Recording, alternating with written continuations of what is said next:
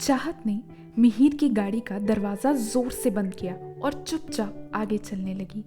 मिहिर चाहत के गुस्से को बहुत अच्छे से जानता था।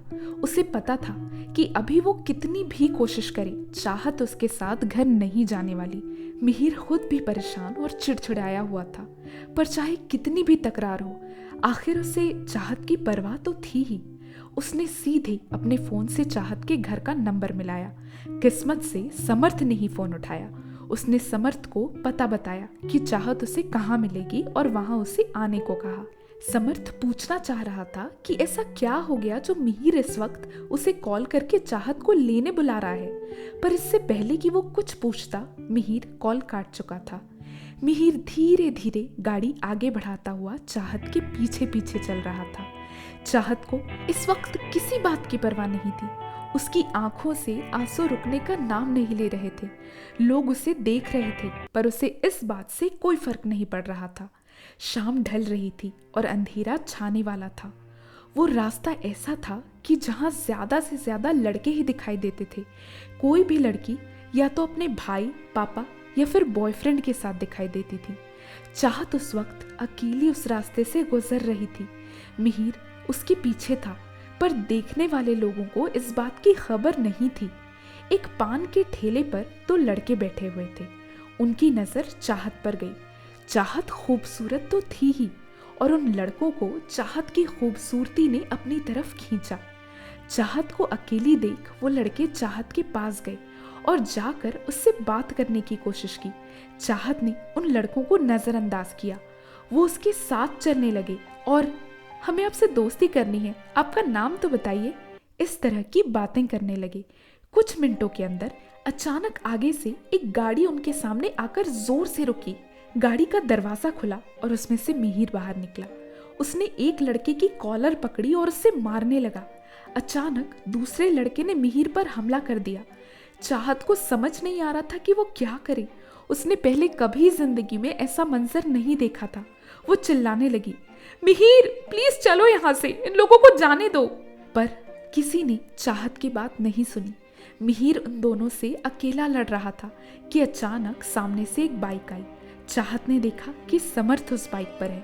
उसने कहा, समर्थ जाओ और मिहिर को बाहर निकालो वहां से। समर्थ गया और उसने चीखते हुए कहा, मैंने पुलिस को खबर कर दिया है, बस वो लोग पहुंचते ही होंगे। ये सुनकर वो दोनों लड़के वहां से भाग गए। चाहत ने देखा कि मिहिर के चेहरे से खून बह रहा है। वो जैसे ही मिहिर के पास गई, मिहिर सीधा अपनी गाड़ी पर बैठकर तेजी से चलाता हुआ वहां से निकल गया।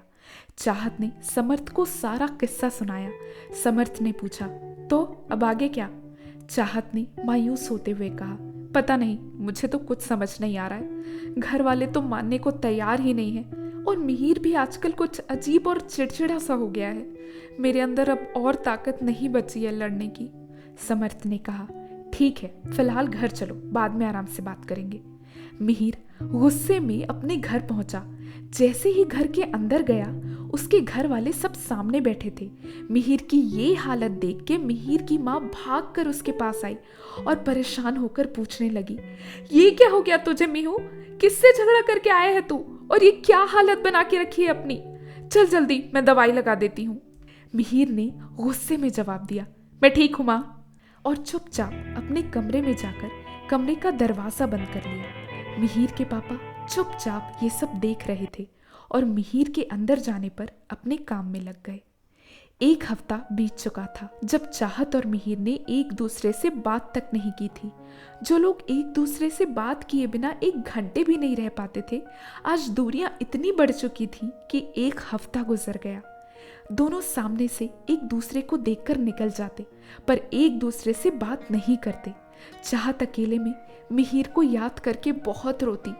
मिहिर अपना गुस्सा और अपनी परेशानी मन में ही दबा के रखता, पर अगर कोई बात उसे बहुत परेशान करती तो वो उसके चेहरे पर साफ नजर आती थी।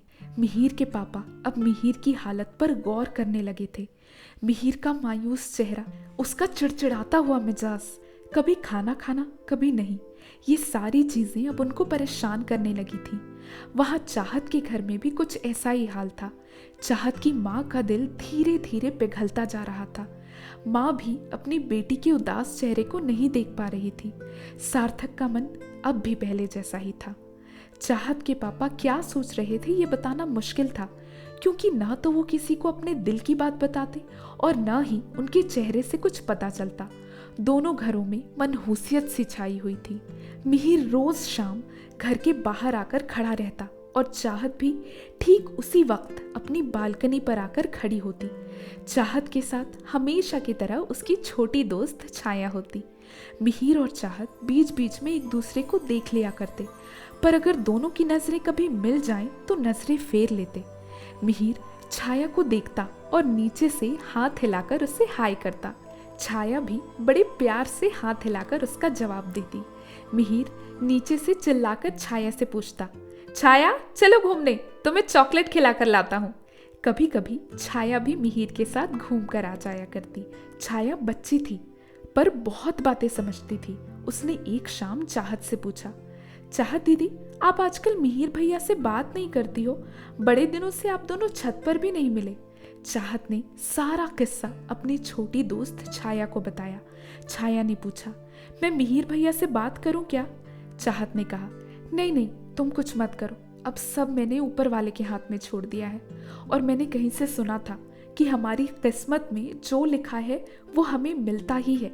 अगर मिहिर मेरी किस्मत में लिखा होगा तो मुझे ज़रूर मिलेगा, और अगर नहीं लिखा होगा तो चाहे हम दोनों कितनी भी कोशिश कर लें हम नहीं मिल पाएंगे। ये कहते हुए चाहत की आंखों में आंसू आ गए, पर वो छाया के सामने रो नहीं सकती थी, तो उसने छाया को अलविदा कहा और चुपचाप अपने कमरे में आकर रोने लगी। चाहत को तो मिहिर की जुदाई सहने की आदत थी। उसे तो इस काम में 2 साल का तजुर्बा था, पर मिहिर के साथ ऐसा नहीं था। मिहिर बहुत परेशान था। उससे चाहत की जुदाई बर्दाश्त नहीं हो रही थी। ना उसे रातों को नींद आती और ना दिन को चैन। ना तो उसका खाना खाने का मन करता और ना ही काम पे उसका मन लगता। पढ़ाई तो वैसे ही मिहिर बस इम्तिहान से कुछ दिन पहले करता था। मिहिर की ऐसी हालत देखकर उसके दोनों भाई ही काम को ज्यादा संभाल रहे थे। मिहिर चाहत के घर पर कॉल तो नहीं कर सकता था क्योंकि घर पर सार्थक होता था। चाहत 1 हफ्ते से कॉलेज भी नहीं गई थी, तो मिहिर चाहत से कॉलेज जाने के वक्त भी नहीं बात कर सकता था। अब मिहिर के लिए चाहत का बस दीदार ही मुमकिन था। एक शाम चाहत अपने कमरे में बैठकर पढ़ाई कर रही थी। बहुत कोशिशों के बाद भी पढ़ने में उसका मन नहीं लग पा रहा था। अचानक उसके घर के दरवाजे की घंटी बजी। चाहत इंतजार करने लगी कि कोई दरवाजा खोलेगा। अब दूसरी बार घंटी बजी और किचन से चाहत की माँ की आवाज आई, चाहत जरा देखना दरवाजे पर कौन आया है। चाहत बिल्कुल भी अपने बिस्तर से उठकर कहीं नहीं जाना चाहती थी। उसने गुस्से में किताब बंद की और दरवाजा खोलने गई। जैसे ही उसने दरवाजा खोला उसने देखा कि सामने मिहिर और उसकी माँ और उसके पापा खड़े हैं। तो दोस्तों आपको क्या लगता है मिहिर अपने माँ बाप के साथ चाहत के घर में क्यों आया है? अपने अपने थॉट्स कमेंट बॉक्स में लिखकर ज़रूर बताइएगा। अगर आपको आगे के चैप्टर्स चाहिए तो भी कमेंट बॉक्स में लिखकर ज़रूर बताइएगा। अगर कहानी इंटरेस्टिंग लग रही है तो इसे लाइक करें, शेयर करें और आगे के चैप्टर्स पाने के लिए हमारे चैनल को सब्सक्राइब करें और बेल आइकन क्लिक करें। Thank you.